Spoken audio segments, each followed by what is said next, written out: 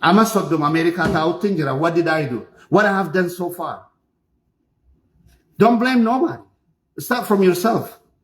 Akka nama tokkotti, akka dhalataa magaalaa sanitti, what did I contribute? Contributing ani godhe maali? Waanuma rabbii naa kanneen.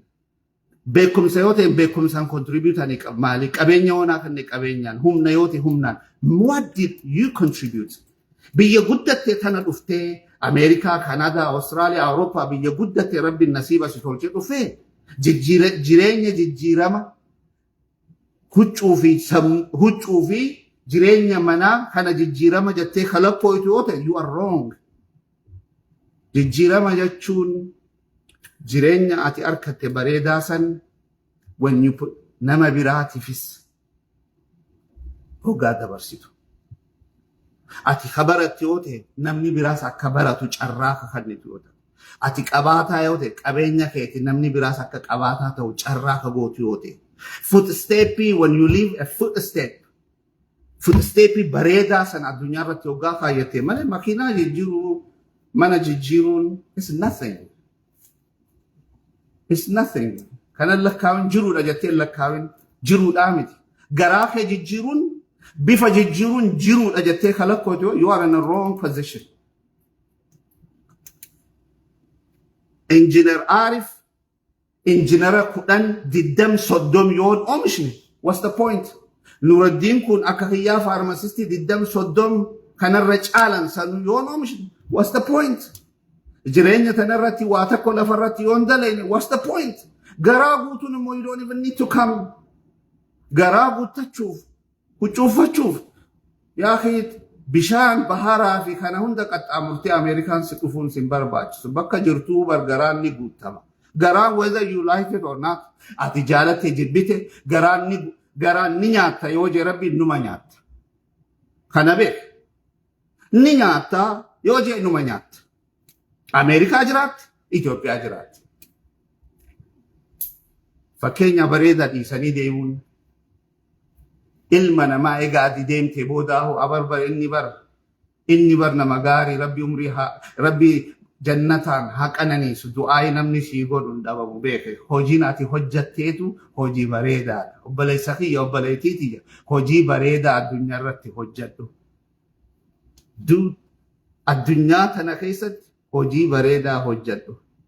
Egaa ati deemtee booda faatihaa namni sii qara'u hin dhabu. Arra jaarraa abbaa gadaatiif namni rabbi rahmataa godhuuf maqaa osoo hin kaasin faatihaa hin qaraan hin jiru.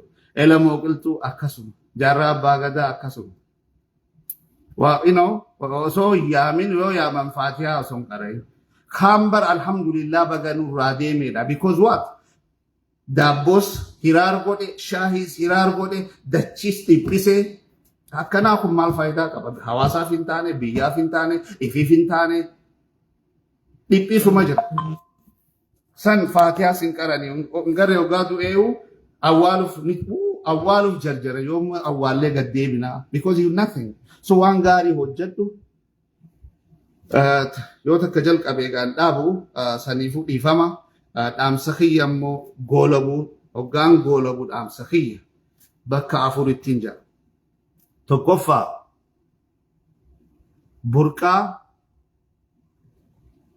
burqaa health center jalqabbiidhaan Engineer Arifin leencoo doktorobsaa yaadataa gargaarsisaniin fi hawaasa maallaqa baasee hunda galatooma umrii dheeradhaa. Gaddeebi amma lammaffaa hospitaala Calanqoo hawaasa biyyaalaa maallaqa baastaniin faamiliin Farhaan Tireezaadhaan Islamic Relief Kanaadaan inninis dhumee jira. Jara kanaas naa galatoonfadha. Umrii haa dheeratan rabbi bakka itti baasan dachaa godhee haa kennu. Kasadaffaa buufata fayyaa Awwadaay isin waamti armeen kanumatti cufa. Haati kee siyaamtee haboon tee siyaamtee yoo caljachetti. Haati tee siyaamtee haboon tee siyaamtee yoo caljatte is up to you. Ani dhaamsa kiyya hin dhaabus guyyarraan dhaammataas. Buufata fayyaa gubbaa qorichaa kammoona isin waamti harmeen isin waamti haboonte adeerri kee eessumni kee ati dhiistee deemte sun rakkoo ajaa'ibaa keessa jiran bifa fayyaatiin haasawaa jira. Gama fayyaatiin haasawaa jira. So buufanni fayyaa ati beeytu dhiistee sun siyaamaarra. Deebisaa kannuun is up to you. Ani dhaamsa afran kana dabarseetiin jira obboleeyyan kiyya. Maayirratti Arsiidhaaf iyyuun si komandoo ta'uu nan barbaachisu.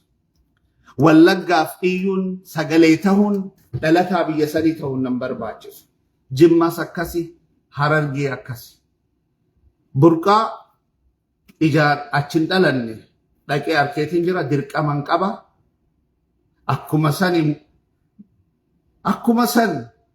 Akkuma dheengadda isinii hime Malkaaballoo, Jaaja, Harawaaca, you name it. Kammoona, Awwadaay, sagalee ta'uuf ilma namaa ta'uu qofa na barbaachisa. Afran qalloo ta'uun, ituu ta'uun, humbannaa maal ta'uun sun miidhaga, bareedina. Garuu ilma namaadhaaf sagalee ta'uun dirqama namoomaati. Faranjiin asii Oromoon ijaan hin agarreefu maallaqa kannaa jirti. Faranjiin asii dhayxee Shimallis dachiinaa kannaa, jinninaa kannaa kan hin jenne sun 200,000, 300,000, 400,000 birrii Itoophiyaa nu kannaa jiran hospitaalaaf. Isaan kakannise maali? Namooma. Nuti immoo we have double dirqama qabna. Dhalootaan, namoomaan, and then even amantaan waa sadiin dirqama qabna ummata keenya bira dhaabbachuun.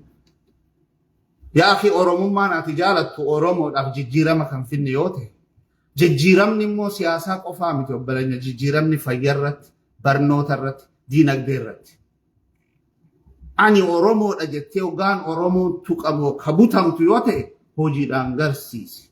Hojiin ati garsiistu maali? Qabeenya keeti Oromoodhaaf, beekumsa keeti Oromoodhaaf, jireenya kee humna ati qabdu Oromoodhaaf hoggaa gar, then you are practically dhugaan Oromummaa. Oromummaa sanuu Oromummaa social media osoo hin Oromummaa lafarratti. Sabboonummaa on the ground jechuutti hin jira amma. Sabboonummaa not on social media. Sabboonummaa on the ground lafarratti baadiyyaa san keessa deemtee dhimmama rakkoo Oromoo, rakkoo hawaasa hoggaa hubatte dhugaan ati sabboonaa Oromoodha. Maaliif? Miskiina baadiyyaa keessa laala nuti hojjennu Finfinnee keessa yoo ta'e Shimallis ni beekaa, Abiyyiin ni beekaa, Waadachii, Jinni jira. Baadiyyaa san keessa. Wanni harkannu waa takkan jiru, wanni goonuu, wanni harkannu ritarni hin qabnu, ritarni rabbirraa. Rabbirraa hojjenna, rabbirraa harkanna, sabaaf dirqama jennee hojjenna, kanaaf milkoonya. So, sabboonummaan kee, it has to be practical on the ground. Lafarratti. Ijoollee 10 daftara biti, dhugaan ati sabboona. Ijoollee 10 waan amataa iskuula cufi. Dhugaan ati sabboona Oromoodha. Maal ijoollee 10 jireenya jijjiirtee jirta Rabbii wajjin. That is what Oromummaa. Oromummaa alaabaa uffatanii iyyuu miti. Oromummaan sirbuu fi nadaran ani afaan Oromoo akka gaariitti hin beeku. Nadaran afaan Oromoo haasa'u miti. Sabboonummaan huccuu aadaa uffattee hin godhini jechuu miti. Garuu sabboonummaan ka bareeddu hojiirratti hoggaa jijjiirama fiddu. Sabboonummaa in action. Sabboonummaa on the ground. That is what Oromo jechuun. Isinii gala.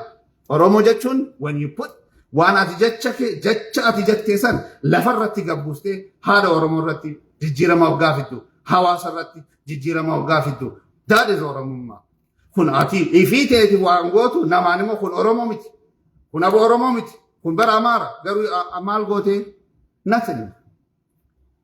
Asirratti sa'aa 20 haasa'uun sabboonaa siin gootu. Hammam yoo turte ilaali bishaan keessa. Akka kana pointii kana na dhaggeeffadhu. Hammam bishaan keessa, amma oceanii keessa hammam yoo turte. It's not going to make you a fish. Kalluuna siin godhu. Yookaan dhakaa taate achumatti hafta yookaan ni baata. So hammam asirratti hawaasaan oduu gadhiisuun Oromoo siin godhu. Oromoo jechuun lafarratti waa hoggaa gootu. Lafarratti jijjiirama hoggaa fiddu. Beelooytee sabaaf waa'ee sabaa hawaasni kiyya beelee hoggaa jettu beelooytee garsiista. Rakkattee rakkoo hawaasa garsiista. You feel it. When you feel it, hoggaa sitti dhaga'amamee Oromummaa jechuun when you feel that pain. Social media irratti haasawuun jayna siin godhu. Reefuu si hime. It doesn't matter how long you stay inside the ocean. That doesn't make you a fish. Oceanii keessanii turtaame amaddi baay'atu. Yookaan dhakaa taata, yookaan ni duuta, yookaan ni baata malee fish taatee jijjiiramtee hin baatu. Asirratti iyyuun sabboonaa siin godhu. When you put it jecha kee on the ground gootee hawaasa keessa mul'ata jijjiirama mul'ata hoggaa agarsiisti.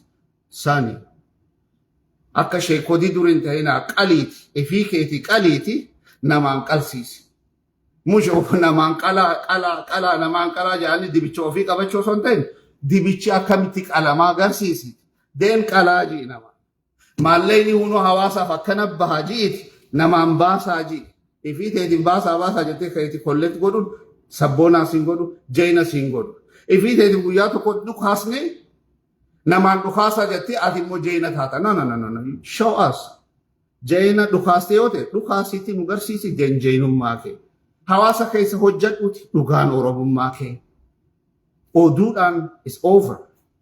Kanumaan isinin jaa dhaamsa kiyya please ummata biraa akka gahu arjaan awwadaa keessa ni jira. Ka biyya alaa jiran awwadaa ka jaalatan. Arjaan ka kammoonaa ka gubbaa qorichaa Ameerikaa Kanaadaa bakka hunda ni jiran kan dhageenye naa dhageessisa. Isin waamti harmeen health centerin isin yaamti. Rakkataan isin yaama ummata keenyaaf haawaa goonuun jaa galatooma naa jiraadha umrii dheertu. Osoon haasa'uu gaayoo butamee yoo isin arse afoonaa lillaa ani keessanii. Na abaartanis alhamdulillah na faarsitanis alhamdulillah keessanii. It doesn't matter bakka feete yoo naan jetten keessanirraa bakka dhaqu hin jiru ani keessanii. So yoon isin arse afoonaa lillaa rabbi jecha waliin haasa'u yoo si gammachiise ana faarsoo osoo hin ta'in sheer godhiiti ummata dhimma ajrii argatte. Amma for example kana sheer gootee ilmi awwadaa dhaga'ee aboo buufanni fayyaa nu barbaada jee walii qabee maallaqa yoo konteenara saniif kafalee konteenarri sun biyya yoo dhaqe ajrii argatta zal'aalam. Ajrii zal'aalam haga namoonni hospitaala itti fayyadame ajrii argatta akkasumatti gubbaa qorichaas. Kanan isinin jaa Burqaa thank you Burqaa Health Center ona aniyya umrii dheeradhaa. And then Chalanko, Obra, Teresa, Farhan, and my brother Obsa. Jara kana obbalayyan kiyya man beektaa namni amma gariin amma gariin bar harabbiin halamti maal abbaan kiyya ni jira maal jaase darree jechuun faayidaan qabne kun maal jaabo mucaan kun arra Teresa maal wahii harkate sin jaanu kana ka America ama Sodom kabiyya kana professional job I'm living the life alhamdulillah anu makana wahi kafalani fi malis hogana ma kafalan arge ga irra laalu isas afoona lillah kasikayadu hunda ani nobody an lama nama hojjate rabbi ana fi mitiba hawasaaf nama hojjate wallahi nin farsa du'aa isnin godhaaf maalif ummataaf hojjate ummataaf kadhabbate ummataaf waa godhu shilingii maalif hin baasne abu rabbi umri si haadheere sunu manjaaf because my life jireenyi kiyya ummata kiyyaaf whether you like it or not I live for my people sanu ummata baadiyyaa san keessa jiru ummata miskiina rabbii malee humaa kan qabnu ummata waggaa si argu waan hin qabne irraa kasii kannu ummata saniif hin jiraadha ummata saniif baadiyyaa san keessa waggaan deemu gammachuun ani arku rabbii qofaaf beeka shiran qaban shiran xaxan yaa ilma kiyya waan hin qabne si kannan hin qaban ifii isaanii annan osoo hin dhugan ana obaasan I will be a voice for them for the rest of my life. Taayitaadhaafi miti, maqaadhaafi miti, waa takkaafi miti, rabbii jechaafi dirqama lammummaa, dirqama hawaasummaa baadiyyaa ummata saniif maaliif gaara mul'atan taane, maaliif jaajan taane, maaliif awwadaa hin taane, maaliif gubbaa qorichaan taane. I am a voice. Arras borus niniyya, arras borus gabbayeni kadhadha. Kanaan anaa miskiina ummata Oromoodhaaf kadhachuun namaa gad kana godhu yoo ta'e, wallaahi yeroo dhibba namaa gad naa godhu. Sagalee miskiinaaf ta'uun namaa gad kanaa godhu yoo ta'e, yeroo miliyoona namaa gad naa godhu. Ummata cinaaksan miskiin yaa akhi. Dr. Obsa Umrii dheeran ummata cinaaksan miskiina on the border irra itti toltee miti jiruu fi du'a jidduu rakkataa jiruuf I will be a voice. I will be a voice.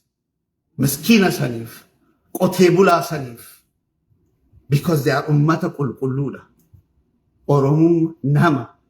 Sii kana waggaa argan ilma kiyyaa dhufe, ilma abaluu dhufe, ituu dhufe, afran qalloon dhufe, jinni dhufe hin jaan. Maal kudha takka jinni quxaraa ixaruun. Nambara yaaman ilma kiyyaa dhufeedha.